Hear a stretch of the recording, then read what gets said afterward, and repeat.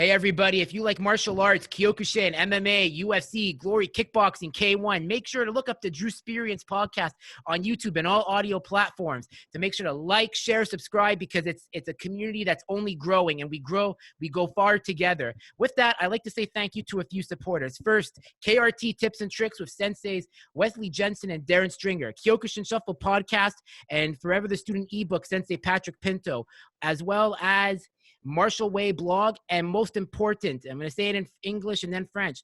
If you are in the Hawkesbury area, or if you're in Quebec or Eastern Canada, Western Canada, and you're looking for a good dojo or association, look no further than IKO Nakamura, where Shian Tats Nakamura and Shian Pierre Cataford.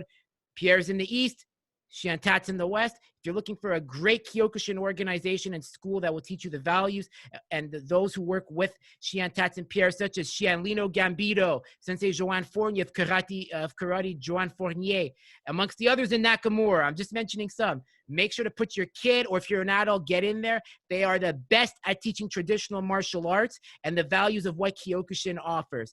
And lastly, if you're an up-and-coming pro MMA fighter, or a Kyokushin guy that wants to go professional, or a kickboxer, finding a good pro manager is hard. Luckily, there's Moments Management, where Nima Safapour and his team, who've represented the likes of Alex Gustafsson, Gegard Mousasi, Pani Kianzad, amongst many others, will teach you the ins and the outs of the fight game to make sure you understand what you're getting into, what for the pro fighting in the beginning, the during, and after stages, so you leave a successful fighter with good investments and good health. Moments Management, where care comes first and quality. And with that, my guest today, wow, it's a big honor to have him. It's like he added me after, actually, I added him. I don't know how it works, but you know what? He'll explain that. After I hosted Shian Alain Bonami, he's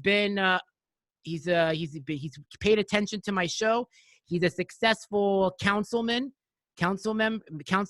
He's a successful business owner. He's owned multiple businesses, and he's a connoisseur of martial arts. We've been talking back and forth, and I'm so ecstatic that I can finally have him on. I am ecstatic to have on Sensei Antonios from Kyokushin Hawkesbury. Wow, Drew, I'm going to have you announce me when I walk into a place. So, you'll be my announcer. With an intro like that, how can I go wrong? You get used to it after a while, it becomes like natural. And when you do this, it's like, I mean, I guess maybe I was born for doing this. I don't know. I mean, it just comes with time, I guess. Yeah, I love your podcast, man. And you've got some quality people on there. And actually, the honor is all mine to be even mentioned in the same breath with Alain Bonami and, Irriton and all these guys that you've had on. And it's just amazing to be here with you. So I'm ready to talk shop with you. Perfect, man. Well, it's a pleasure to have you. I mean, I appreciate it. I mean, I remember like when we were talking right away, telling me all the MMA history, like the way we were breaking down certain fighters. And that's when I thought, okay, I got to have Antonios on my show. Like this guy knows his facts. He breaks everything down perfect. He's been watching it from the beginning, from the SEG days to the old Wild West Zuffa days to the now Endeavor IMG, whatever the company that owns the UFC now is. So yeah, I had to do it. It was like, yeah, it'll date me a little bit, but I watched UFC 1, live when it aired. I happened to be in Montreal. I was working at a computer store, trying to blow off some steam. So I had some friends come and visit me, and we went to a local bar. It was actually Sharky's in Marché Central. We're in the bar, we're shooting some pool, and we're looking over there, and there's something playing on these TVs. And I'm looking over there, I'm like, is that a sumo? Is that a sumo? Is he fighting a karate guy? Like, what is that? So we're shooting some pool, and we're like, wait a second, man, let's walk over there. We walk over there, it's a boxer versus some other guy, and like, there's everything here, Taekwondo. And before you knew it, we're just glued to this TV. We're watching this unbelievable event. And, our pool table is just running and running and running, and we're just watching this thing here. So at the end, it was like $50 a pool, which was pretty painful back then. But, we got to see Royce Gracie do something amazing that we never saw. So that got me like super interested. I was just unbelievably enthralled by that. That first UFC is just so important. I always say like the most important date for modern martial arts, or I think martial arts in general, was November 12th, 1993 at the McNichols Arena. Yeah, it was unbelievable. Like I had my friends, we were all lightly in martial arts there because I had started martial arts a few years before, but I was like, like a green belt or something, or even maybe purple belt. I couldn't remember exactly what it was. So, I knew a little bit, but I mean, I was just blown away. And, it was a question that's on everybody's mind, which martial art is better? Taekwondo versus karate, kung fu versus this and that. When you see a sumo guy versus a boxer, who's going to win? Well, we pretty much figured out who's going to win. It's jiu-jitsu all the way for that type of fight, it was mind-blowing.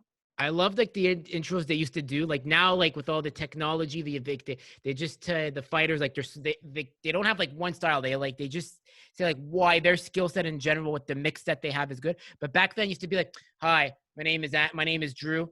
I'm a Kyokushin style karate fighter from Quebec, and I believe I'll win the Ultimate Fighting.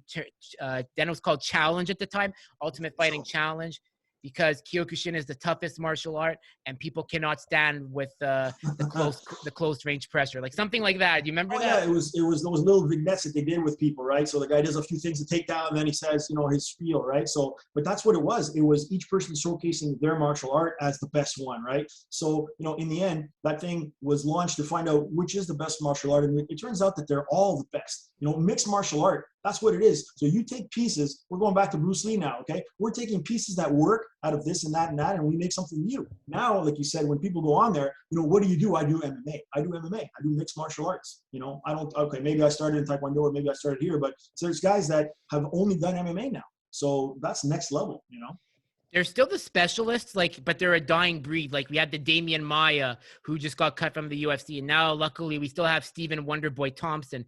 But then once like those guys go, it's like, yeah, it's just MMA. But the specialists did help the art to a degree. Well, they did because look, as long as you manage your specialty, you can go pretty far until the other guys figure you out, and then you don't have the skill set to counter that, right? So the guys that you mentioned, as long as Damian gets his hands on you, you're done. But, people can figure it out, okay, well, how did he lose? And that's the thing about today, that you can watch tape, endless hours of tape of your opponent, and you can figure out tendencies, and you can see, you can run stats and say he loses most against these types of guys. So, those fights now, there's a lot more research, and, your guys they're back there putting, your trainers, they're so important now because they give you a path to victory.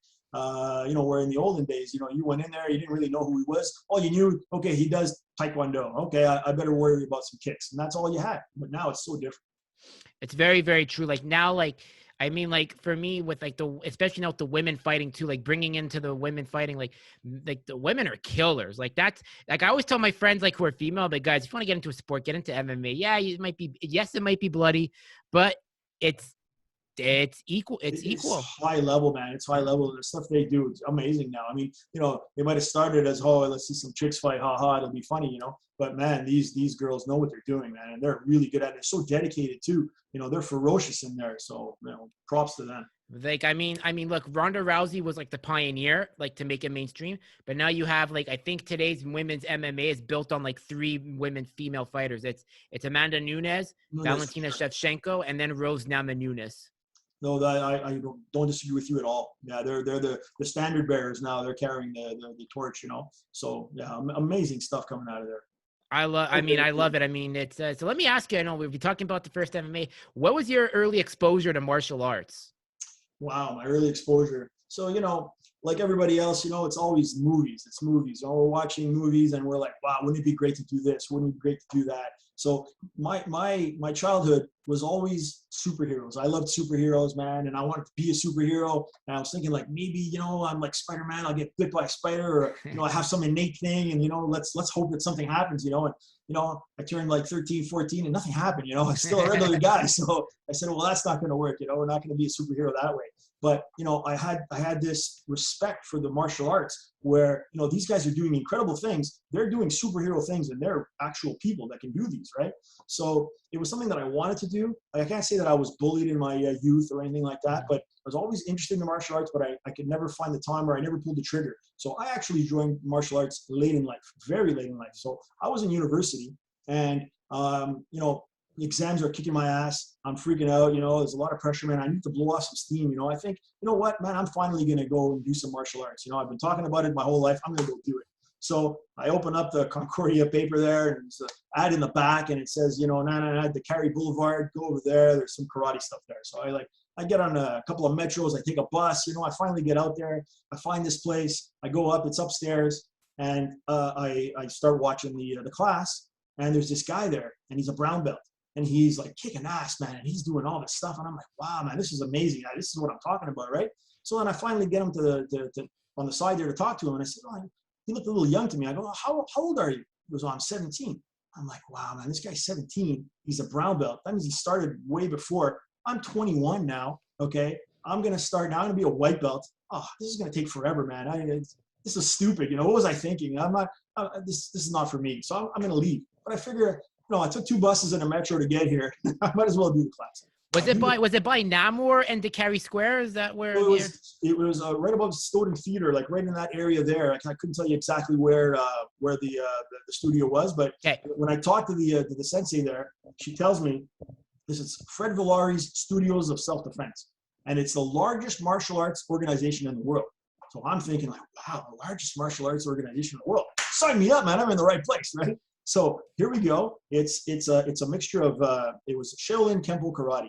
So it's 3 things in one, but it's really self-defense. So a lot of the things that they were teaching was Kenpo moves and a lot of trapping and just self-defense, defense against a punch. So we had move number 6, number 7, number 11. These are all moves to, neutralize a punch, strike back and take the guy down or take him out. So I did that for, a number of years until I was actually brown belt. Second dan, and that they had 3 Qs in that one. It was 3 black stripes, and then you would test for your black belt. So I entered the instructor program, which was to lead me to the black belt, and that's when I opened my business. I opened my business in Hawkesbury. So I was in Montreal. I went to Concordia, was working in computer stores, et cetera, et cetera. I had an opportunity to open a business in Hawkesbury, so I went and I did that. So I traveled back and forth for a while, trying to stay in that program, but the commute was killing me. And, the rigors of owning your own business. So I let it go. So I went to, I could taste black belt, but I didn't get there, right? So that was fine. I was doing that. So it ended up that the business that I opened was a bar. It was a resto bar in Hawkesbury. So it's a big place. There's people, there's drinking, there's all kinds of stuff. So, wouldn't you know it, we're throwing people out, maybe like every second weekend, right? Mm-hmm. So that's all well and good for a while. People say, oh yeah, he knows karate, so don't mess with him. And, but the answer back then to every situation was, punch the guy and knock him out and throw him out. So, I've matured over the years, and now I do a lot more throwing out with my mouth than I do with my hands. Right? Yeah. So, but what happened was, this is a funny story because I'm there. There's this farmer. He's a tall, lanky guy. He's like way bigger than me, right? And he's talking to this little guy, and he's really letting him have it. And I'm like, oh, I can't have this. And I run over there and I'm like, hey, what's going on? It's like, mind your own business. Yeah. I go, hey, this is my business. I am minding my own business. And I said, listen, you're going to sit down, okay? And you're going to shut up, or you're going to get thrown out of this place. And he goes, oh yeah? Who's going to throw me out? And I tell him, I'm going to throw you out. And I'm in his face, okay? And he's looking at me, okay? He's looking down at me, and I'm looking up at him, and he's thinking to himself, who is this guy, man? Why is he talking to me like this? And I can sense that he's doubting himself. So he sat down, and that was that. And I'm like, all right then, perfect. So I went over there. But my heart was beating out of my chest, okay? I was tired just by puffing myself up and talking to him. So I told myself, hey, I got to go back to the martial arts, because if this guy would have swung at me, I don't know what I would have done. You know what I mean? Because I was out of it for too long. So then I started to search for another solution close to my hometown. And that's how I ended up at Lino. You mispronounced his name. That's okay. I don't expect you to know. It's Lino Gambudo. He's my sensei. And he does Kyokushin in Hawkesbury. So, yeah, Lino. Yeah, Xian Lino was like, from what I remember, cause my coach Mo very well, Mo Chick, and like Mo was telling me like a funny story about like how like Xian Lino would always be. I think he was a sensei then. I don't know if he was how long has he been a Xian? Now he's a Xian, but at the time he was a sensei. But yeah he's told me that. Xian now. Told me like a lot of like stories about the tournaments, because like where Mo fought, like the local tournaments, and Lino would be a very big participant, like in terms of a volunteer, like always like willing to help and whatnot. Absolutely. I mean, he's a critical member of the Kyokushin family here in Hawkesbury and even in Montreal. He's very well known. He's a ferocious guy, and when you tell them, who's your sensei? Oh, it's okay. So they kind of know, okay, these guys, they're here for real, Exactly. Like for me, when I started, I mean, I don't want to make it too much about me, but like it's so interesting. So my old when I first started, obviously the first school I went to, I saw like the poster of like all the Xians, and there's like Xian Reynald, Xian. There's like this poster of Xian Alain Bonami, and then I see like Lino, and then the one that really stood out to me was the one of like Xian Pierre Cataford. And there was like, he had like this Navy SEAL-esque to him that like, when you look at that photo, like this, like he's been there many times, and he's not here to mess around. So, I mean, like now Xian Lino joined Nakamura. So tell me, what was it like to, for you guys, like, when the whole change happened, what was it like to get under the Nakamura banner? Well, first of all, I tell my students that they're so lucky to be part of Kyokushin, because, you can be part of all kinds of karate, and I'm not here to denigrate any other kind of style of karate, but, when you go look for a school, I don't know how many people, investigate and do their homework and do on and on. They end up just at a school that's nearby, and that's where they end up. And then, hey, that's the best karate because that's the karate that you do, right? But, if you research and you look around, Kyokushin is super respected, widely respected around the world as premier, full contact karate. So the people that end up in, because Hawkesbury, there's not a huge amount of choice in dojos, right? They're just so lucky to be part of an organization that's, the premier karate organization in the world, right? So, when I started with Lino, like he has, like, I can tell you his whole history, but when I started, it was IKO 1. We were with Kacho Matsui, and we were with them for a long period of time.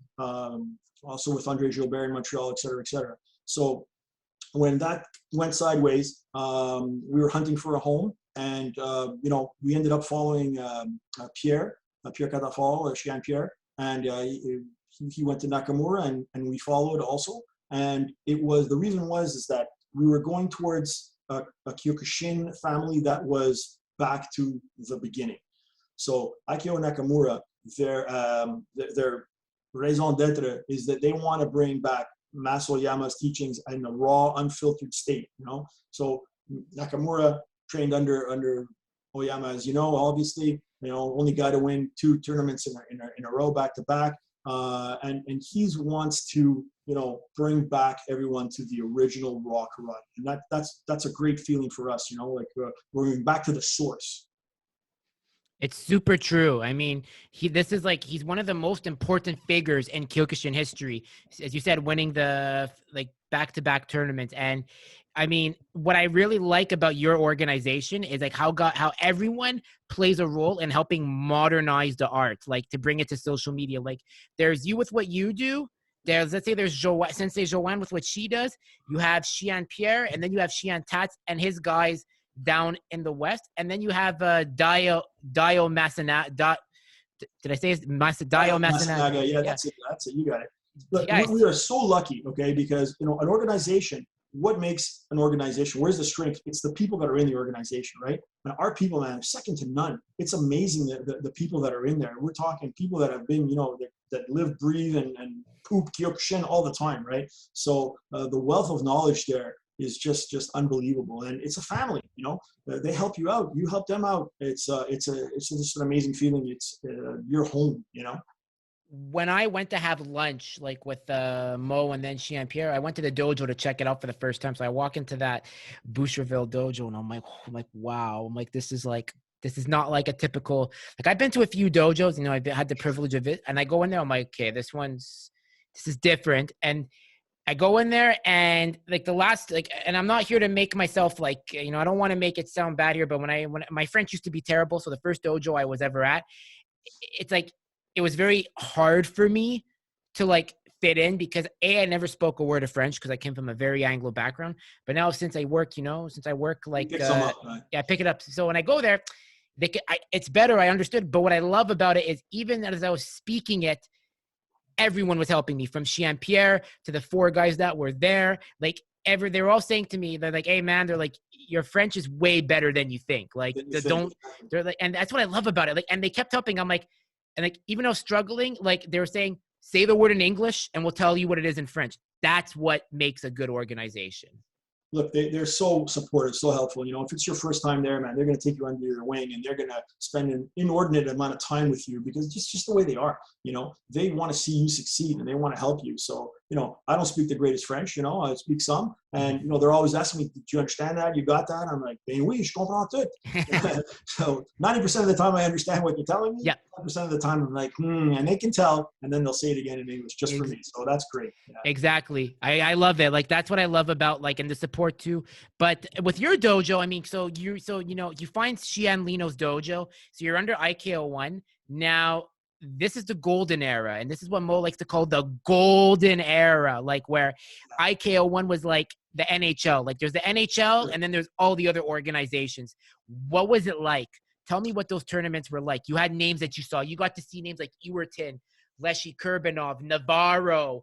Absolutely. I can name a whole list, like Osipov, Darman, Capenadze, Tario. Like, there's like 7 legends. Not only did I see them, I was super lucky because I ended up, I went to the 10th World Open in Japan. So I was in Japan during that time. I was a second degree then, I believe, and went there for supporting the people that were passing at the time. And I lucked out because I got to see the championship, right? So, you know, just before that, I had gotten married just 2 years before. And one of my gifts was a high resolution video camera. So nice. I bring the camera there. And, you know, I'm in the stands and I'm watching, this is just great. You know, what? I want to tape some of this stuff so that I can have it for my personal collection.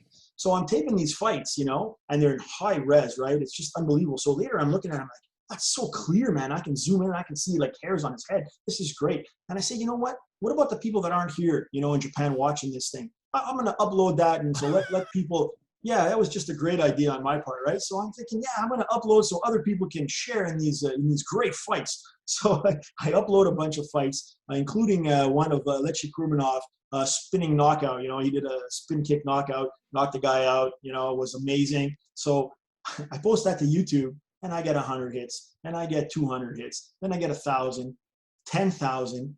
I'm at 15,000 hits. I'm like, man, this thing's on fire. This is unbelievable, right? So I'm like, I'm going to tape everything. So I'm taping everything. The first day, the second day, and I get a tap on my shoulder. It's Sensei Lino. He's like, can I have a word with you? Sure. He's like, are you taping these and putting them up online? I'm like, no. It's because we can hear your voice in them, you know? I'm like, oh, man. I said, well, I taped a couple of them, you know? He goes, do not stop right now. So yeah, apparently that was a big no-no, right? So you know, they film all these and they release CDs, and that's how they fund these things, right? So here I am, I'm taping these things and I'm putting them online, and you know, I got the smackdown of my Kyokushin career there. So you know, that was a big no-no, but unbelievable fights, you know, and you know, I'm right there, I'm seeing these things, it was just an experience and a half. So like you said, it was the premier organization, right? The NHL. So I felt like, you know, how lucky am I, you know, to have lucked onto Kyokushin, and I am in the premier organization. Here I am in Japan watching this thing. It's just unbelievable. So I was like the happiest guy. Did you have like a fave? Like, I mean, like I just rang off like 7 names. Was there any names that like really, like, I mean, I don't want to say like fan, but like that you really like came to enjoy watching, like, as like a supporter? Like, was there any fight? You know, I hate to put the finger on any one particular guy. You know, I lucked out because before the fights, I was milling around there, and I took a bunch of pictures with a bunch of guys. So I got a picture with Lecce, I got a picture with Tario, the eventual winner of the entire tournament, right? So because I had pictures with them, I was kind of watching their progress more than others. So you know, when Tario went and won the whole thing, you know, I was happy for him, even though I thought that the final was, you know, I thought Ewerton did a really good job there too. And you know, I understand that some of the judging is like, if it's close, let's see them fight again, you know, and these prolongations go and go and go until they reach the end. And then, you know, I thought the guy maybe won in the first round, but they didn't pick him, so they kept fighting, right? So yeah, what I liked about Tario, he's my size, small guy, and he was able to hang in there, go to the end, and win. So that inspired me. So you know, can't go wrong with Tario. I totally understand. And like, man, like I became for me, like, cause like, I'm right now, like I'm a heavyweight, but don't worry, I'm going to lose that COVID 30. Don't worry.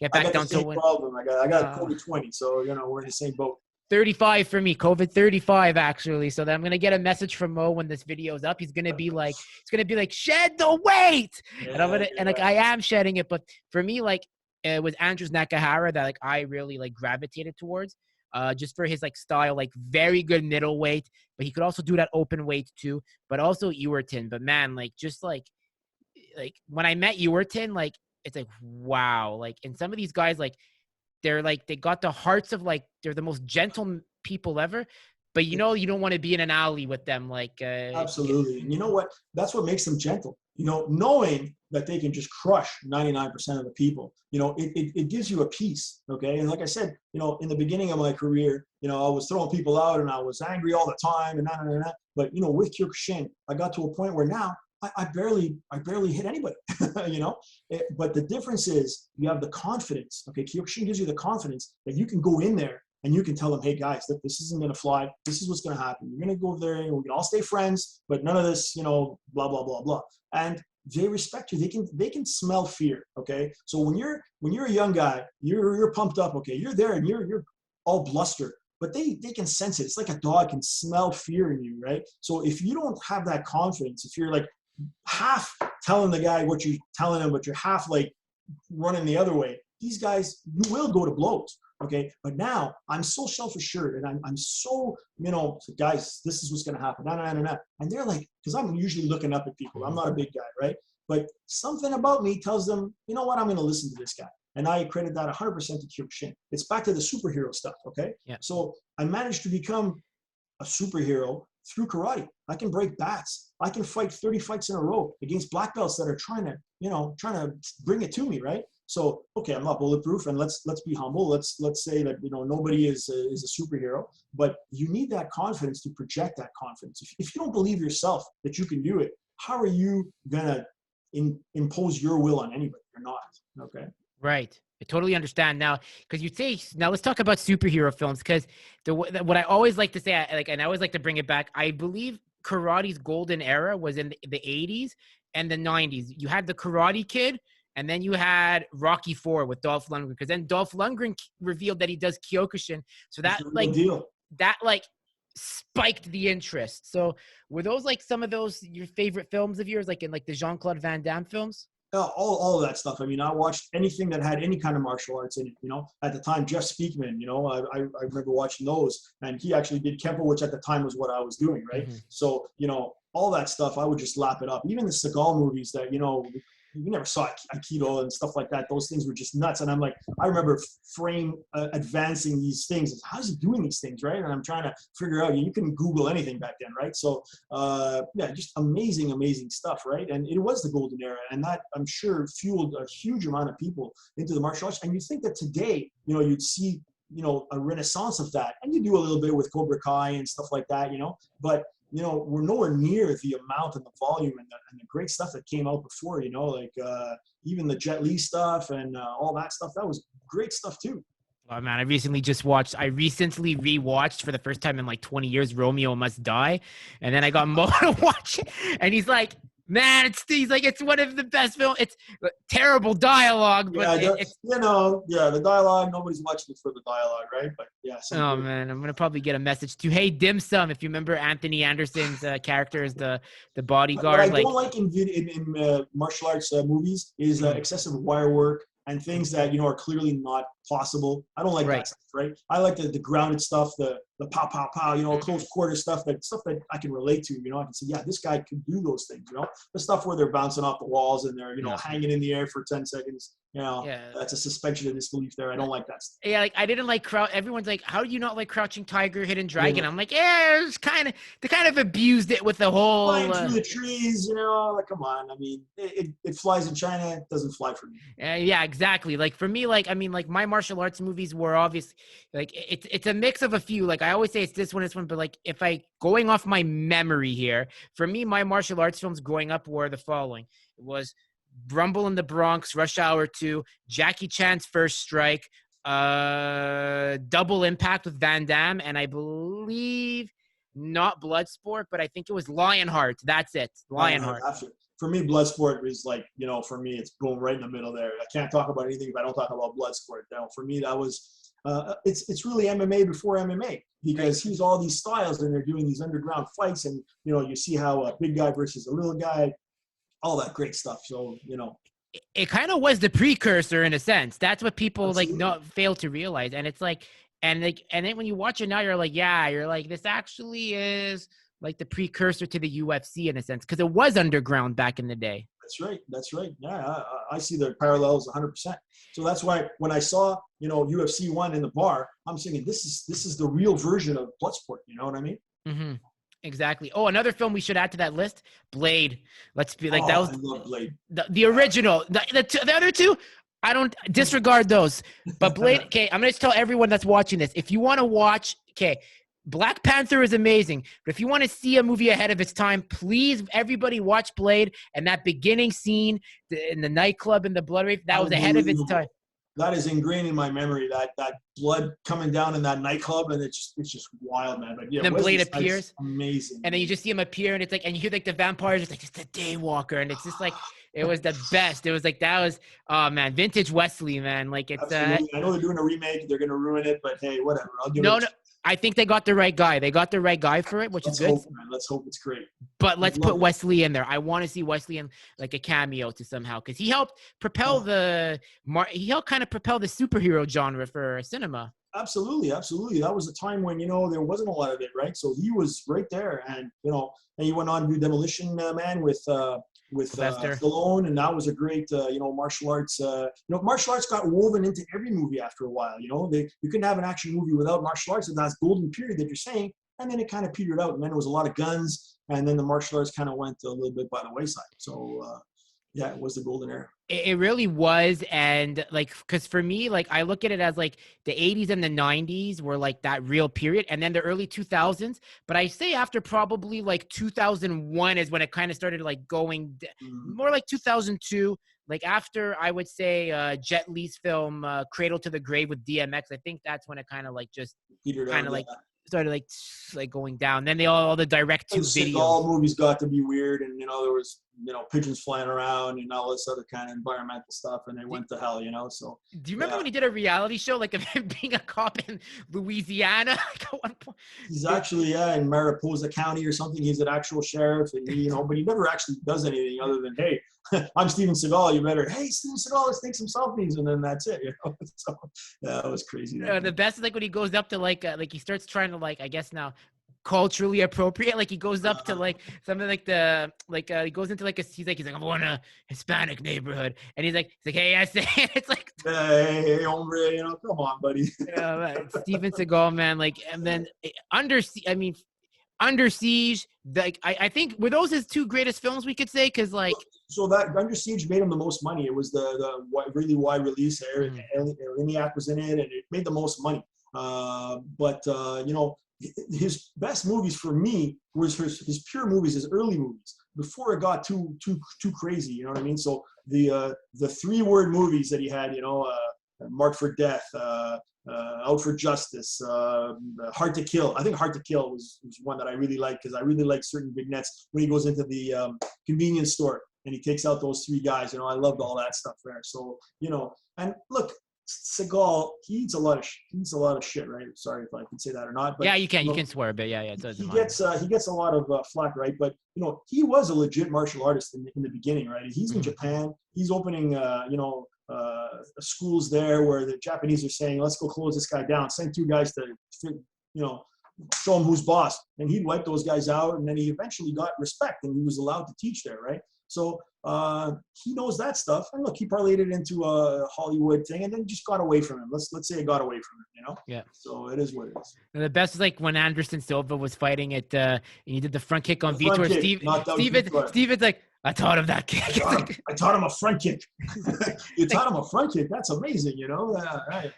Who'd have thought a front kick, Or the best is like when he goes to Russia, because like he has like a friendship with Putin, and he's like, Vladimir Putin. Like he really tries to say that. He's a character, man. Like Props to Vladimir. He's a legit brown belt, right? So yeah. I don't know of any other world leader that's that advanced in martial art. Now, how legit brown belt, I'm not sure, but who's going to tell him he's not a legit brown belt? Yeah, say that No. to Vladimir Putin. Let's see how long you're living at. Let's see if you're not found dead in a parent's suicide after. But Exactly. allegedly. We don't know anything. Yeah. I'm just kidding. No, but I love how Russia. What I love. The thing is, like, as much as I love Canada, I really wish sometimes we could adopt that mentality from Russia to bring in the masters of sports from martial arts. Like, it would make, because you look at a guy like Alejandro Navarro, he's in Russia, and his wife is like a master of sports from what I understand. And the government pays with the IKO support. Like, it's the magic word. The difference is that here, we have guys that are, into it, but they don't live, eat, breathe, and diet like they do over there. I mean, those guys are so immersed in it, all right? That's what they do, and they're being, groomed to be champions, right? But we don't have that here to that extent, okay? If we did, things would be a little bit different. But you gotta give props to the Russians, and they've taken over basically. They're amazing. And every world championship, there's like a new technique that they've developed. That's that's the new thing. Well, Brazilians had their question mark kick that they did. They dominated for that till they figured that out. And then there's a new thing, and it's always evolving. And that's what's beautiful about the sport, right? it really is. Now, you say the Brazilians. Now, tell me, I'm sure you've seen Glauber Feitosa. What was it like to see him throw that kick in person, if you've ever witnessed it? It's unbelievable, right? You've got to see these things. It's one thing to see them, being done to somebody else. It's another thing to have things done to you. Okay, so we're talking about Brazilians, but I'm going to switch it back to Masanaga, just because I was privileged enough to be the target dummy for Masanaga Daiho when he was in Montreal giving a seminar. So he's showing this way of closing the distance. Okay, and he says, "Look, I'll close the distance, and you react when you can react." So I'm like, all right, yeah, this is what I'm going to do, right? So here we are. Pow, he's already hit me, okay? He's hit me, and I'm like, okay, what am I going to close it? What am I going to do now? It's just unbelievable, I know, look, I didn't start martial arts yesterday, okay? I'm a third degree, and this guy is just, how can he do that, right? So, nobody is genetically, I like to think, nobody's genetically superior, okay? I even had the same thing happen to me with Shian Pierre. Shian Pierre got the fall. So we're doing this move, and he's like, bam, and he's hitting me. I'm like, wow, okay, let me do that again, okay? I know what's coming now. Bam, he's still hitting me. I'm like, how is he doing this, okay? How is he doing this? So I go home and I'm studying. I'm thinking, like, how can he do it? Is he physically just naturally faster than me? Did he get hit by lightning and he's faster? No, he's not. He's a human being like me, okay? So I deduce what he's doing, right? He's cutting out unnecessary steps, right? He's arranging himself to be closer than I am. So he's doing all these little things that shave tenths of a second off of what he's doing, and he's able to beat me to the punch on these things. So that's what these guys do. Masanaga too, like he'll arrange himself in a way, or he'll distract your attention because he's doing something else, and before you know it, he's already kicked you to the head. So just unbelievable. When you see these things happen to you, you have a new respect for the speed, and unbelievable. And the question mark kick's the same thing, okay? You think you have it figured out, and oh no, because it looks like something else until it's too late for you to realize that it's not what you think it is, and it is. Oh, it's so true. Like, I mean, there's times where Glauber was fighting in K1, and the K1 guys would be like, I know you're going to come with that kick. And then Glauber is like, it doesn't matter what you know. Like, yeah. 1 because minute. Listen, when you kick somebody, okay, if I see the back leg doing this kick and I go, okay, here comes a roundhouse kick, I have lots of time to prepare for that roundhouse kick. Now, if you throw that kick and it looks to me like a front kick, and then at the end you turn it into a roundhouse kick, I'm prepared for the front kick, and I only realize that it's a roundhouse, and now instead of 0.9 seconds to react, I have 0.3 seconds to react. It's not enough time. Even though that I realize halfway through what you're doing, I can't block it in time. And that's what that whole thing is. The question mark kick, it looks like something else, and now they're doing the ura mawashi, which is a whole other thing. And if you saw Shantatz, he has a really, really great little blurb about that and how to lean back and get that extension and put power into it. It's a game-changing kick, right? It really is. I mean, it's just amazing, like how everyone expresses the art. Because when I was talking with an Iranian that's going to be coming out soon, named Nima Mazhari, he was explaining to me how everyone he's like certain countries are just born for Kyokushin. Like he just said, like props like to the Iranians. I've seen some beasts yeah. over there, man, and you know, and for them, this is a ticket, you know, to greatness that they might not have in that country. So Kyokushin, man, unbelievable guys there. Keep going. They're really good. Yeah, no, but the thing is, like, what he says is like, it's the explosiveness they have. So he's like, the thing is with Iranians, it's like, we already have wrestling, he was telling me. And then some of the wrestlers will go into Kyokushin because they like a belt system to get them, like, to give them that focus. And the wrestling that they learn in, like, say, freestyle or Greco-Roman, it helps them. It just helps them. And so that's why, like, I mean, a lot of Iranians, like, it's too bad they don't get enough representation because, unfortunately, the politics with the government really mixes into there. So they're censored from really, like, from knowing. Well, I've seen Iranians do very well in the Olympics for wrestling, and there are various different kinds of wrestling. They always place high. If you know, not if they don't win, they're up there. And you know, that wrestling, it's like, let's face it, Kyokushin, it's a great karate style, right? But it's still stand-up karate. So, you know, if you're taken to the ground, you Kyokushin, you're not going to be well served by that, you know, unless you've trained something else, or you're lucky enough that your sensei is introducing some of this ground stuff, you know. But one of the drills that I do in Kyokushin, not everybody does it, but I'm like, okay, we're all going to drop down to the ground. Okay, when I say each, we all drop down to the ground. And when I say me, we all pop up as fast as you can. So each, you know, everybody drops. So like some people, though, they lumber down, you know what I mean? That's no good. I mean, you drop down as fast as you can. And then me, I want you to pop up. So, you know, some people, they get up like they're 100 years old, you know, that's no good. You're going to get a soccer kick to the head, you know, you're going to get finished, right? So you got to be able to roll and get up quickly because, you know, fights start standing up, you slip, you fall down, you get knocked down, you got to get back up.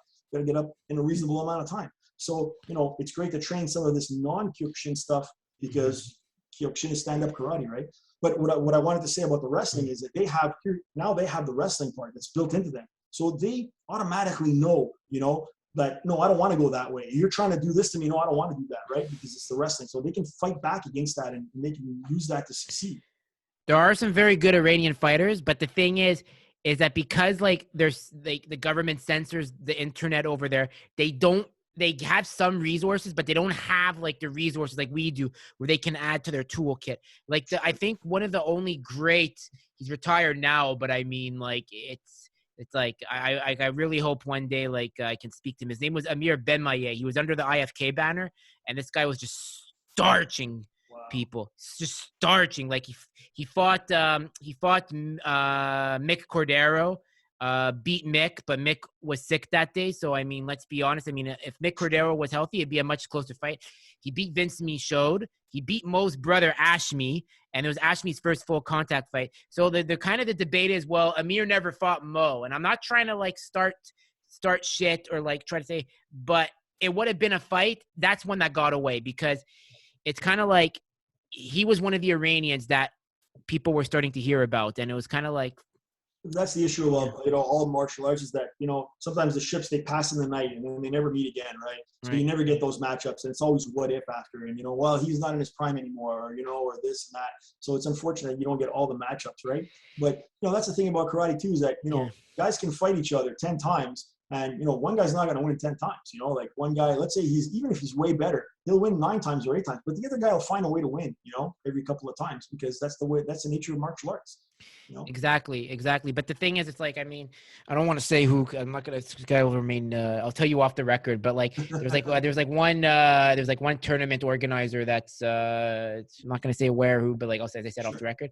So the guy was like trying to be. He's a showman. He's trying to tell me, like, he was talking trying to talk big about, like, you know, how, like, his guys can stand, like, with, say, like Mo, and it was like, listen, it's like, what do you think's gonna happen when it actually goes into power? And then I asked him, I was like, what about Nakamura? And he was saying they're good, but they're not a big organization. But then I found out that, like, the Nakamura Polish team was starching all their guys. So that's why, like, I always say, like, be careful what you say about certain organizations and fighters. Well, listen, size of an organization.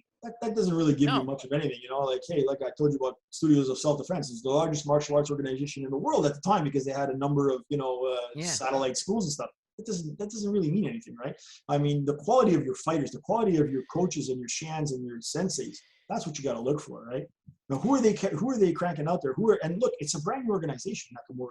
You can't pass judgment on an organization that's, it's in its infancy, and already I think it's doing, phenomenally well for being just in existence for a short number of years. The fact of the matter is that the fact that Daio Matsunaga posted on his social media, he took a picture with the founder of K1, Kancho Ishii. That just goes to show you how fast it's growing. It's like it's growing like wildfire. And that's where it's a small organization, but it's quality. And that's where I always say it's like the Navy SEALs, because not many people become Navy SEAls, but the ones who do are trained killers. That's true. It doesn't matter how big your army is. Hey, 300 Spartans, man, they did a lot of damage. It doesn't matter how big the other army is, right? It's so true. And that's what I kept telling this guy. Because the guy kept saying, I have guys that can, stand with your coach. And I'm like, do you not understand what's going to happen? You can't buy the experience he has. And then I said, I'm not going to say who's going to corner him. It's like, who's going to corner him, right? And he's like, yeah, I have an idea. I'm like, do you understand the relationship that those two have? And he's like, and I'm like, exactly. I said, listen, I said, a coach is a multiplier. Okay. Yeah. It's a multiplier. So if you have talent, let's say it's 100 out of 100 talent. Okay. And your coach is a multiplier of 2. Well, you've multiplied that to 200 now. Okay. Whereas another guy, even if he's 75 and the coach is whatever, if you have a top fighter and a top coach, it's a multiplier effect. It's over and above and beyond, Exactly. I mean, for me right now, if we're matchmakers here, let's play matchmakers. If in Kyokushin, for not an international, because it would take too much time, but let's say nationally, let's say, for example, they did a Canada versus with a Canada-wide tournament, or Canada versus USA. Who would you want to see in that tournament? That we know, Wow. So I'm not going to play the name game because, the people that I don't mention, then they might be upset. So, I'm not going to go down that rabbit hole. But I can just say that, there's a lot of heavy duty talent in there. And it's not only the talent, it's the coach. They have years of international experience. Okay. So, I would love to see an overarching Kyokushin tournament, a true open tournament where all the different styles would come, and it would be like a mega tournament, right? But it's too dangerous for them to do that, because when you lose, then it sucks, right? So they don't want to put their reputation on the line that way, right? So you'll never see. I don't think you're going to see that, unfortunately, ever in our lifetime. I don't think so. I wish though, but what's important, I think what's amazing about what's happening since COVID, and especially since Hanshi Steve Arniel passed away with IFK, for that brief moment in time, every organization came together. That would be fantastic, man. If we could refuse some of these things, put them back together. In the end, it all comes from one man, and it's his teachings, and it's all the same stuff. Everybody traces back to that man. So, if there could be a unifying force, that would be unbelievably good. Very, very true. And what do you think, what's the future looking like for you now, with your Kyokushin? What's going on with stuff for you, for this year and the future? Now that we're, under the Nakamura banner, you can now go as high as you want. You can go as far as you want. So personally, everybody has to reach inside and say, where do I want to go? When I started martial arts back when I was 21, I never dreamed that I'd ever have the rank of 3rd degree. It never even occurred to me, even a black belt was like, wow. When I received my black belt, I remember telling my mom, hey, I got my black belt. She goes, oh, great, now you can stop. I'm like, not exactly. This is where it starts. This is where I learn stuff. Now I know the basics and I can learn the good stuff, which is here we go again, right? So, it's within you now. Kyokushin is part of me now. You can't even separate it, right? So like you said, the COVID 35 pounds or 25, whatever you managed to pack on there, it did that to me too, because I wasn't able to train at the level that I wanted to train. There was no contact. Even when we did go, it was like Kyokushin light. So, what's Kyokushin light? That doesn't exist, right? So it was really unfortunate. There was one guy in my dojo though, he took advantage of this COVID thing. He's saying, okay, look, I'm not going to work now because it's all, remote. I'm doing it from home. I'm doing this and that. I'm going to throw myself into all the things that I never did. So he started to train and he started to, work on all the Kyokushin stuff. And he looks great now. He's a beast, and I got the pounds that he lost, I found them and I put them on, like I wish I would have been able to do what he did, refocus himself during the COVID time. But now that we're back, the rules have been modified now, so we can go back in training. And I have, I can't announce it yet, so I should stop talking. And that, I can't say anything else. That's okay. But so now you're also a city councilor in Hawkesbury. Now, I also want to ask you about this because, obviously, if someone's coming to, let's say, they're in Quebec and, they want to live in Hawkesbury, what makes Hawkesbury an attractive destination? Because you were telling me, you were kind of telling me about Hawkesbury, like if I wanted to move out there, and what makes it attractive? I'll switch hats. I'll take off my karate hat and I'll put on my councilor hat, and now I'll speak on behalf of Hawkesbury, Ontario. So, we're super lucky. We're geographically blessed. We're right in between Ottawa and Montreal, right smack in the middle. So Ottawa's an hour away, Montreal's 50 minutes, an hour away. We're right there in the middle, but we're on the Ontario side of the border. So when people hear that, especially, French-speaking Quebecers, they say, well, it's Ontario, it's all English over there. No, we're actually 70% French. So everyone here is functionally bilingual, right? So we have French schools, we have English schools, but at the same time, you're in Ontario. So it's a different tax structure. Gas is significantly cheaper here. Property taxes are less. So, anybody that's in Quebec that's thinking, hey, I don't like the direction that we're going, or I don't like this or that, I'm looking for something else, but don't want to completely cut themselves off from friends and family, or maybe even their job, Hawkesbury, Ontario is an ideal place to move to. You're in Ontario, you pay Ontario taxes, Ontario gas prices, all that stuff, but you're only 45 minutes away from Montreal, 50 minutes. Right. So, you have all your ties there without any of the negativity, right? So, now you can't send your kids to English school for a lot of people, and that's a deal breaker for them, right? Well, in Ontario, you can send your kids to English school, French school, send one to English school, one to French school, you can do whatever you want, And I remember when I used to work in Montreal, and I still lived in Hawkesbury at the time, I lived with my parents, I could beat people to work that lived in Montreal. I would work at Côte-Vertu. So there was a computer store there, I worked there, and my colleagues, they lived in Laval and the South Shore, and I would leave my house after them and get there before them, because they're fighting traffic, they're trying to cross bridges, and they're doing all this. And I'm coming from Ontario, man, it's smooth sailing, and I get there first. So you can viably live here and still work and participate in the Quebec lifestyle, right? That's amazing. It's a really big thing, and it's not just words. People have been moving here at an unprecedented clip right now. The pandemic was a big part of that. They said, look, city's not for me. Where else can I be? We have high-speed internet in Hawkesbury. So, you've got gigabit internet, fastest internet in Canada. You can work remotely. You can do all that stuff. So more and more people are picking up places here, so much so that you could barely find a house now. So here I am, I'm talking it up. And if you try to come, you won't find a house. But there's a lot of things that are being proposed now. We're building a lot of things. So soon we'll have equilibrium again. Nice. So, that's really good. No, and Hawkesbury is also the home of NHL coach Bob Hartley, Stanley Cup coach too. Our stadium is the Bob Hartley Arena, right? So absolutely, he's one of our own. And hey, we have a great Kyokushin school too. So if you want to do karate, that's taken care of as well. Exactly. Well, I mean, it's crazy because I always wish Bob Hartley became the coach of the Habs, but I mean, he's happy. He's happy in Russia. I mean, he loves OMS. They're paying him tax-free oil money. That's how it is down there.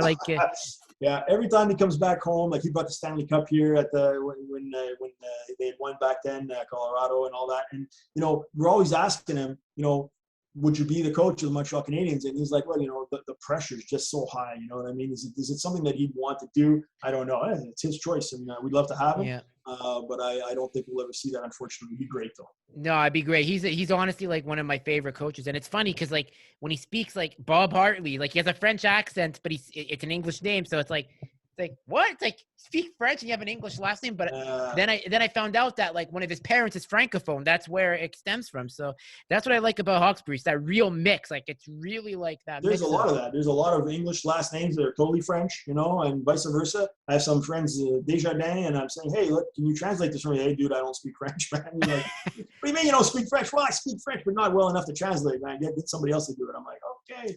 Oh, man. It's too funny. Yeah. Oh, that's crazy. And so I want to, now we can switch it back to MMA. So now, I want to ask you this, right now, the stars of MMA, basically, obviously there's GSP, but then we had the Conor Khabib phase. What's your opinion of the Conor phase? Do you think Conor's stock has dropped down mightily since that last Listen, oh, geez, so Conor, he bursts on the scene. He's saying all this shit, and we're like, nah. And we're like, okay, who's going to knock this guy out? You know, someone's got to shut this guy up. So, okay, he beats, I forget exactly the way that it happened, but Aldo, it was the 12-second well, knockout. Aldo was when then I'm like, wow. But even before that, he was fighting guys like, okay, this guy's going to shut him up. And they know he would beat that guy. And I go, this guy, that's it now. That'll be it. No, he beats that guy. And he gets to Aldo. I go, okay, well, this is it now, okay? So I put $100 with one of my buddies at the bar, and I said, okay, man, Aldo's going to clean his clock, okay? That's as far as he goes. And Aldo, undefeated. He was like, on a roll. It was just amazing. Yeah, he got under his skin at the presser before. He stole his belt and all that kind of stuff. But I still thought Aldo,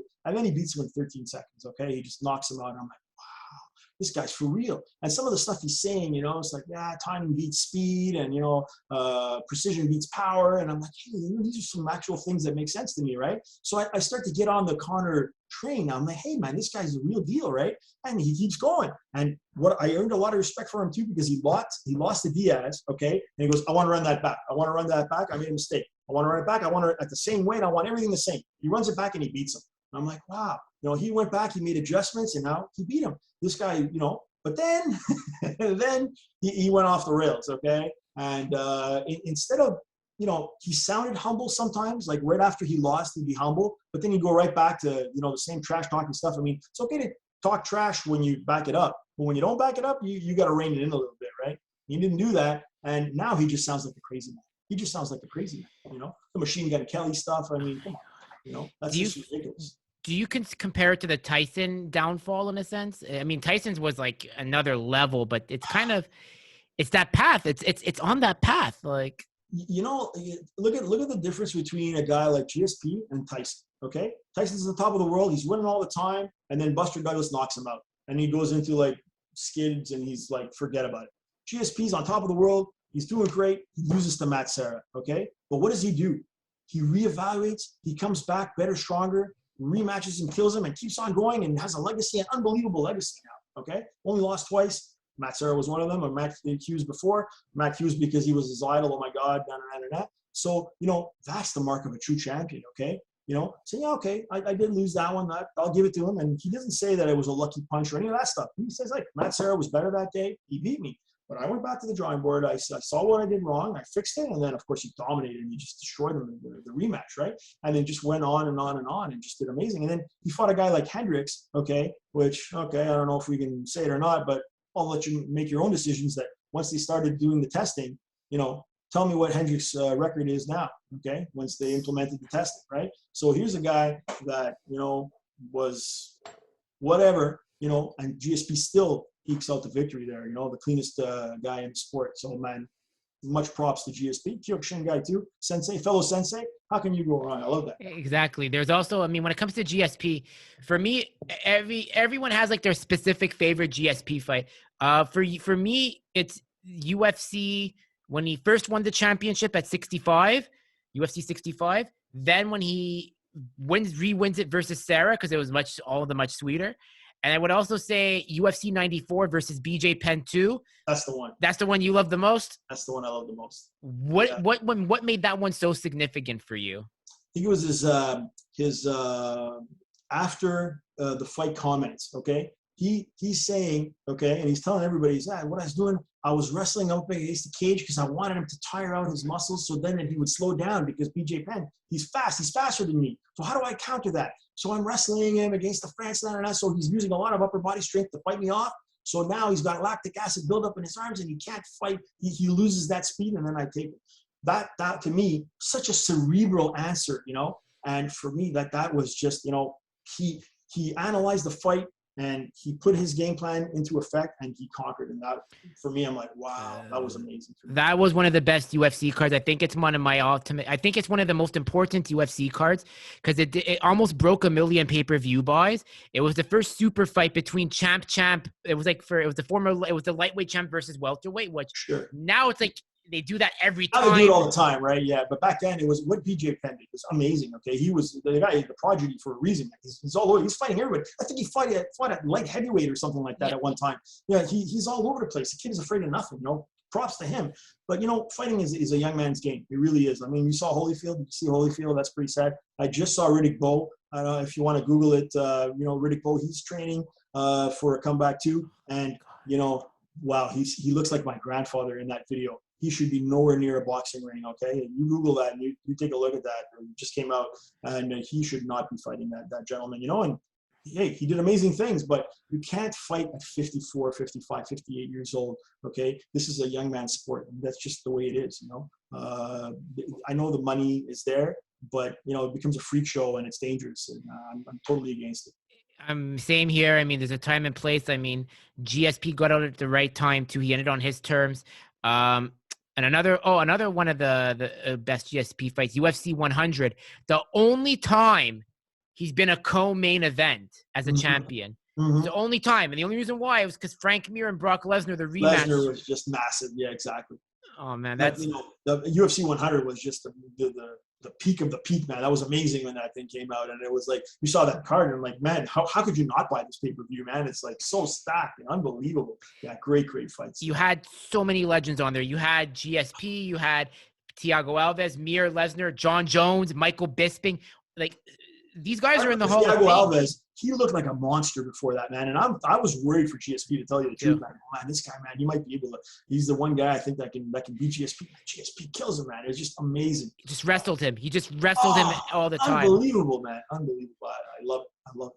That was my favorite. What does John Jones rank for you? I mean, like, if we take John Jones, I'm gonna make a new category for him. Unfulfilled potential. That guy. The problem with John Jones is that he has brothers, and his brothers are in the NFL, and they make a lot of money. So then John Jones is thinking, hey, that's football. Here I am. I'm getting punched in the head. I should get paid too. So I want these millions of dollars. But Dana White, that's not how this thing works, right? So you take what I give you, and good for you. So he's holding out for a payday that might not come, and we're getting robbed because that kid, he's got an amazing amount of talent. Okay, it's just unbelievable. Now, he took a path that maybe wasn't the best, and he's tarnished his legacy, yes. But I really want to see him fight again. And I don't know if we're going to see it the way it's going. I'm very, very disappointed. But unfulfilled potential. That guy. He's still being talked about as best pound for pound, and he hasn't fought in how long? It's a year now, but the funny thing is, like, it wasn't because he got himself suspended. He's just waiting for that payday now. But waiting for the payday. But when I follow him on social media, I could tell he's staying ready. Like he's a heavyweight now. He got his purple belt in jiu-jitsu. But I mean, when he gets up there in heavyweight, he's gonna have to be craftier. But I think that's when we're gonna see that IQ. Because when it comes to fighters, I mean, the best fighters aren't the brawlers or the ones that look for the knockout. It's the best ones are the ones that have the IQ that find ways to avoid getting hit. Not only are they the best, they're the longest lived, and they're the ones that will have a better life after. GSP, except for the Hendricks fight, which he took a lot of damage now, and he took very little damage in all his other fights, because he's crafty and he's smart. And these brawlers, they're spectacular, and people love them. They love the Chuck Liddells. You ask 100 people, and hey, 40 of them say Chuck Liddell. He's my favorite. Because look, he's entertaining and he's out there swinging, and he represents the common man in a sense. Like say, hey, Chuck Liddell's a guy that I could see at my local bar. And he'd be punching people out, and it's great. But he took a lot of damage too, right? And that wild style, it's not the best, for success. It catches up to you, but I mean, Chuck Liddell is like one of the most important. I think Chuck Liddell is one of the most important figures in martial arts, because did you ever watch the ESPN 30 for 30 Chuck and Tito? Oh man, I think I saw excerpts. Okay. Yeah. So they talk about when Zuffa, Dana, and the Fertittas bought the UFC, they were in like an identity crisis because they were like, how are we gonna build this sport from scratch? So Dana, I'm paraphrasing here, saw Chuck and Tito spar. Tito was the champion at the time, and apparently Chuck gave a liver shot, and Tito was on the ground going like, oh, like moaning. God, and then Dana was like, this is the guy that we have as champion right now. He looks at Chuck and he's like, we're gonna make this guy our face. But they told Chuck, they said, you're not gonna make money right now, but eventually the time will come when you will be the star. And it waited, and it took some time because Tito being Tito, politic the UFC. Then he kind of like pulled that move where he's like, he's like, because if you remember when he fought Shamrock, UFC 40 at the time was seen as like, okay, the sports is here to stay.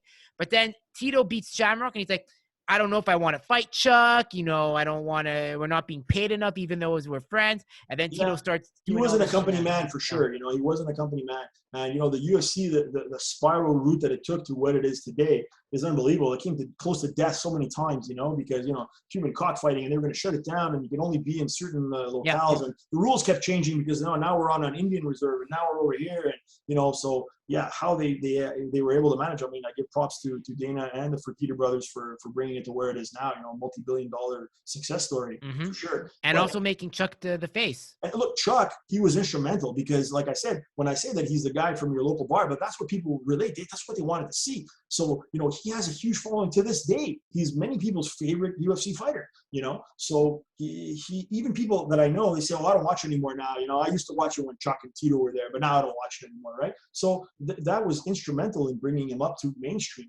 He's one of the key figures in UFC history. Man, that when he used to walk out to that DMX entrance, like doing like the X. That's right. Like he was always, he had like this smile. Like there's nothing that was more iconic than when him and Tito fought the second time. Yeah. And that was like, because like the first time they fought, it didn't get the pay-per-view buys, but you could tell the sport was ready to like blow up. It was like it was rivalry that they built after, like that's what made the second one such a pivotal one. The second one did on like a million buys basically. Like that, like December 30th, 2006 was another important event because like you had that event there, and like you had Tito come. Like Chuck's entrance is just iconic. Like you just see Chuck smiling. Like you knew Chuck was like, I know, like I have him. I got it. Oh yeah. No, those are iconic, man, and that's what made the UFC into the juggernaut that it is today. Absolutely, I agree. It's so true, but I mean, like I could like Tito, but I'm a Chuck guy too. I mean, Chuck was like that. I mean, like yeah, look, it's hard to like Tito. You like Chuck a lot more than Tito, that's for sure. Exactly, and then but then the careers obviously they stayed in the sport too long, as you said. It's a tragic story. Like Tito fought too on that Holyfield card. I'm like, what the? It's unbelievable. I mean, look. You're a fighter. You want to keep fighting, like you remember it, you love it, you miss the adrenaline. I understand all that stuff, but, karate, it's designed for you to fight the decline of age, like because you're doing karate, you can kind of stay there, but you still decline. Okay. So you're not where you would be if you didn't do it. But, it's try to keep you active and aware. And, then you use your experience to beat youth. Okay. So here, I'm 52 years old. I'm not that young anymore. But, when I fight with the young guys in the dojo, I can hang with them. Because, they're super aggressive, but I see what they're going to throw way before they throw it. Right. So here I am. I'm using my experience, to make up for, my loss of physicality. Because, I don't fight the same way I fight when I was 21, 22. Now I'm 52. Right. Yeah. So I can use that experience to hang with them. The difference is that when we go home, they go home and watch TV, and I go into my hot tub. I'm like, oh man, that was what a day, right? So that's the difference. It's you use your experience to compensate for your degradation and your physical skills. Exactly. That's why. But eventually it runs out. You just can't do it, No. So then you got to hang it up. Well, I've read Cameron Quinn's book, and Cameron has a very poignant point. He's like, even after like as you age, you don't have to do the sparring, but just do the techniques and like the. Oh, I agree. When I say that I mean that you can't compete at those levels anymore. But this is another thing I tell my students. Okay, you're sparring in the dojo. You're sparring with me. Okay, you're sparring with another one of the black belts or whoever you're sparring with. Don't be discouraged because you can't land anything on me or because I'm tagging you all the time or nah. Because look, I'm a third-degree black belt, okay? You shouldn't be tagging me unless I'm letting you tag me, right? So if you go in the street and somebody else messes with you, like they're not going to be a third-degree black belt. I can almost guarantee you that, right? So, if you're gauging your skill level with me or my Sensei Glenn or Sensei Shanlino or any of the other black belts that are there, don't be discouraged. You're so much better than the average Joe, okay? You got to leave here thinking, wow, I got nothing to worry about out there. So that's the same thing as you get older. You are not going to compete against world champions, but you're still better than 96% of the population out there. Even at his advanced age. So you take karate, you should take it to the grade. Exactly. Like I mean, I'm like I mean, I was born and bred for Kyokushin, you know, being of Iranian descent and Belarusian descent, and it's my art. I mean, I tried Taekwondo. It's nothing against Taekwondo, but I don't have the this flexibility for that. So that's why. It's tough, and you know your skills drop because if you don't have that flexibility, you lose a lot, right? So I ended up at Lino's dojo because you know here in Hawkesbury there's a various other karate things or other martial art type stuff. So I did go to Taekwondo, and you know I said, hey, maybe I'll do this, you know, and I went to Shotokan, maybe I'll do that, you know. But when I went to Kyokushin, one of the things that just, you know, I'm like, wow, this blew me away. It's like, we're getting full contact. That was amazing. Okay, like there's no padding. We used to wear helmets. We used to wear pads. You know, in my other karate, here we don't wear anything. We're just whacking away at each other. That's amazing, you know. And then we can kick to the legs.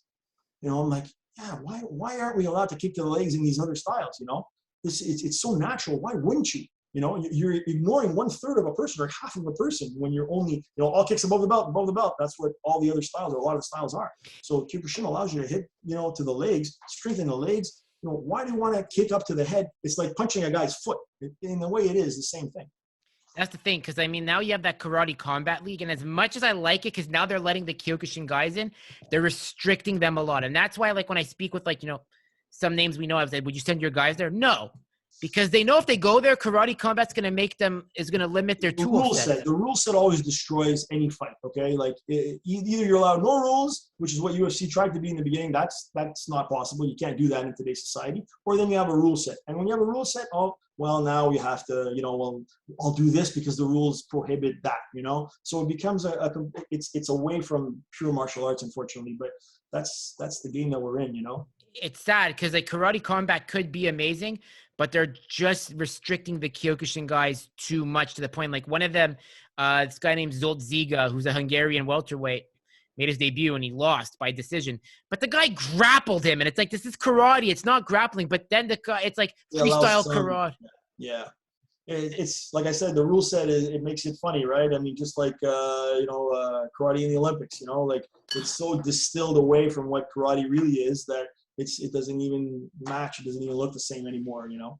It's not, and it's embarrassing. And then people see it and they go, "Oh, that must be karate." No, it's not karate. That's point fighting. But you guys haven't seen like Kyokushin or like the other styles like Goju Ryu. But Kyokushin is a little bit guilty of that too, because I've seen many people that don't know anything about Kyokushin and they're watching and like, what are those guys doing? Why are they pressed up against each other? You know, and like, why don't they elbow to the head or punch? Oh, you're not allowed to punch to the head. You're not allowed to elbow to the head. So they're like, oh, well, that's not realistic. And I'm like, well, the Kyokushin answer is that, look, punching to the head is the easiest thing in the world, okay? Like, anybody can do that. And if we did that, of course, we'd be dead. You know, we'd be missing teeth. Yeah. So we can't do it.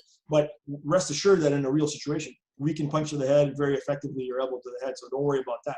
But, you know, it's the rule sets do give you bad habits in Kyokushin too. You know, like that's one thing. My background as Shorin Kenpo, which was the studio of self-defense, was that, you know, it was point fighting. So I would go to tournaments, and my first early career was all point fighting too. So point fighting, you know, there's a lot of detriments to it. But one thing that it does teach you is like, don't get hit. Okay, don't get hit, because anything is a point. Almost anything, if the guy's touching you, you get a point. So you become very aware of strikes and very agile to move away. And Kyokushin, sometimes they pride themselves on the punishment absorption ability, okay? So we can absorb punishment. So they stay in there and they just take it, man, because they're tanks, okay? But do you really need to absorb all those shots, you know? If you avoided some of them, you know, you might prolong yourself, or you might do better, right? So the point fighting history that I had allows me to be a little bit more agile and a little bit more elusive than the average Kyokushin guy. And I find that it serves me well. So every style, man, there's certain, you know, you become like, you got the blinders on a little bit, right? So it's important to take a look out there and see everything, and, you know, but, you know, Kyokushin, there's no better karate style to do than Kyokushin. Let's be honest. Yeah, exactly. I mean, that's what it is. So what do you feel? I mean, like now, as you know, we were talking about it earlier because, you know, Nakamura, like it's growing and growing. How do you feel like the expansion is going to go in the future with the rate it's growing with like what's going on? Well, I think it's going to be exponential. I really think that Nakamura, because, you know, they're emphasizing quality over quantity. It's not about quantity for them. It's not to sign up the most schools or become the biggest organization. So they're focusing on, you know, quality. who are these people that we're considering allowing into the family? Okay, we want to vet them. We want to find out. We want opinions from various people, and they really put their homework in. Okay, so the people that they allow in are the people that they feel represent Nakamura and where they are. So, you know, it's not going to grow uncontrollably, which is not what you want anyway. Studios of self-defense was the biggest. Now it's non-existent, right? That's not what you want. You want to grow properly. And I think that I don't want to make predictions, right? But I mean, they have everything they need to become the premier organization for Kyokushin, because that's built into their DNA now. And another advantage that they have, super important, is that they have Nakamura, okay, a legend. All the guys know and love him from the old days. And they have Masanaga too, an up-and-coming young guy that's introducing new things that the old guys maybe wouldn't, okay? So he's got the old and the new. So the appeal is very, very broad. And, you know, the guys that I see in that organization now, I think it's really going to organically grow, and it's going to be an unstoppable force. Yeah, it's honestly, man, it's such an honor, like to have like people like you, Joanne, and then Xian Pierre on, and you know, continue, and like the support I got from like their episodes is like, it's like, wow, it's like that's one bridge that I want to keep. So many quality people in that organization, you know, and I'm doing a seminar, and, you know, a master will come over and tell me, you know what, you're dropping your hand when you do this. I'm like, really, man? How do you see that from over there, man? You know, you're doing your own stuff and you're still being able to see that I'm doing something wrong and coming over and correcting me. That's fantastic, right? The amount of knowledge and support that's there, it's just fantastic. Awesome. Well, you know, Sensei Antonio, I really want to say we'll end it here. Thank you so much for doing this. Like, I loved it. Like it was like almost an hour and a half. It just flew. Like, I mean, the chemistry was for real. Where can people connect with you if they ever want to like connect and whatnot? Well, number one is I can't believe it's an hour and a half. I thought we were just getting started. I have so much more to say. Hey, we're gonna have part two. Okay, we're gonna have part two. Lord, I can't believe it. Right. So, hey, if you want to hit me up on Facebook, I mean, you know, it's Antonios Tsourounakis. It's about that long. It's my father's fault. It's not my fault. You know, that's the name he gave me. So it's Tsourounakis. So, you know, you can hit me up there, send me a message, follow me there. I have some YouTube videos doing various things, breaking some bats and stuff. You can check those out. Or you can just chat and ask me anything. Or if you really want to, you can come out and join us at the dojo. Shanlino Gamburo would love to see anybody. Including you, Drew. You're welcome to come by and, you know, hit me up for the details, and I'll set you guys up. Whoever wants to come, we'd love it. Sounds good. I mean, we're going to definitely do this again. And then hopefully when I get my car and then, you know, some more equipment, I'm going to probably go to dojos and then start doing like. Yeah, I'll come get you, Drew. If that's all it is, man, I'll come get you. Oh, man, I appreciate it. Yeah, I mean, if you ever want, and if you're ever in Montreal, you want to stop by, just stop by my place. I mean, you know, Kyokushin, you know how it is. Our hospitality is known for the community. Absolutely, man. Hey, I'm so happy I still can't believe it's been an hour and a half. That's unbelievable to me. Same here.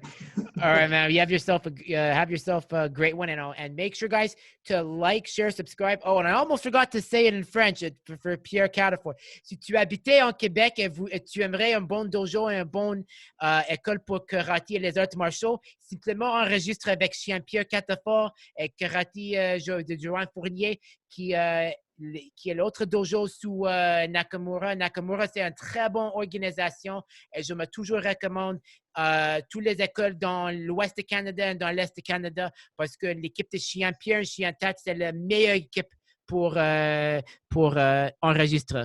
Hey, your French is improving, Drew. Thanks. All right, thank you.